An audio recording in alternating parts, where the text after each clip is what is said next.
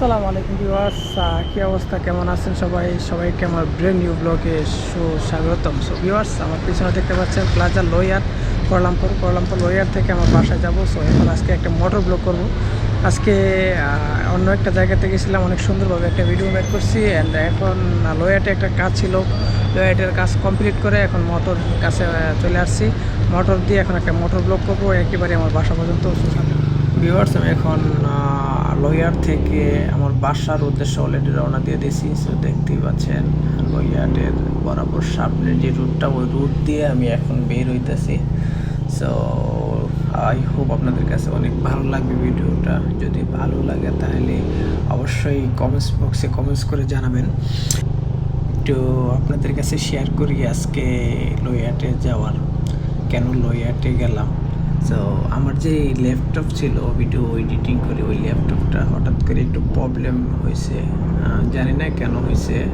2-3 দিন হইব মনে হয় আমি ল্যাপটপটা অন করি নাই। পরে অন করতে যাই, তখন দেখি আর অন হইতেছে না, আর চার্জও নিতেছে না, একটু প্রবলেম।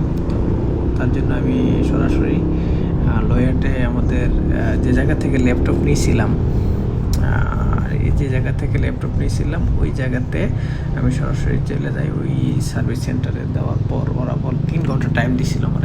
তো 3 ঘন্টার ফাঁকে দিয়ে আবার আমার ফ্রেন্ড জয়নাল ভাইয়ের সাথে আবার অন্য একটা জায়গাতে একটা ভিডিও মেক করতে চলে যাই।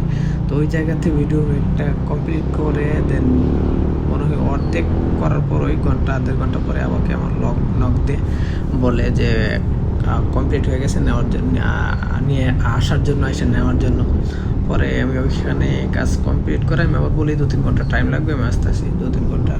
আমার ওই জায়গাতে কাজটা একেবারে কমপ্লিট করে, ভিডিওটা কমপ্লিট করে দেন আমি লোয়ারে আসে আমার ল্যাপটপটা নিয়ে এখন আমি দেখতেই পাচ্ছেন মোটরে আসি। মোটর ব্লগে অনেক দিন যাবত মোটর ব্লগ করি না, জানি না কেমন হয় আর কেমন লাগে, অবশ্যই কমেন্টস করে জানাবেন।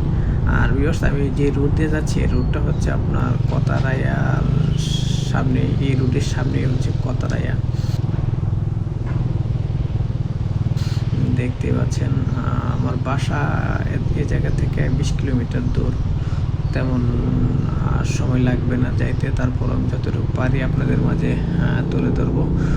আর সামনে দেখা যাচ্ছে একটা ট্রাফিক লাইট, একটু অপেক্ষা করতে হবে, সাথেই থাকুন। ট্রাফিক লাইট গ্রিন হয়ে গেছে, এখন আমি সামনে দিয়ে যাচ্ছি। আর আপনাদেরকে বলে রাখি, মালয়েশিয়ার আমাদের বাংলাদেশি বাইরে এই জায়গাটা চিনেন না খুব কমই, কিন্তু এই জায়গাটা হচ্ছে কতারাইয়া বাস স্টপের সামনে দিয়ে আমি যাচ্ছি। এটা হচ্ছে মাইডিনের পিছনের সাইড, এ সাইড দিয়ে যাচ্ছি, দেখতে পাচ্ছেন। আবার এই রোডের সামনে একেবারে সামনে চাইলে আরেকটা ঐতিহাসিক জায়গা, এটা হচ্ছে দাতারাং মার্তিকা মসজিদ জামি, দুটো একই সাথে পড়ে, সামনেই একটু সামনেই। সো ভিউয়ার্স, দেখতে পাচ্ছেন আবার ট্রাফিক লাইট রেড কালার, এটার জন্য সামনে যেতে পারতেছি না। সো একটু ওয়েট করতে হবে। দেখতে পাচ্ছেন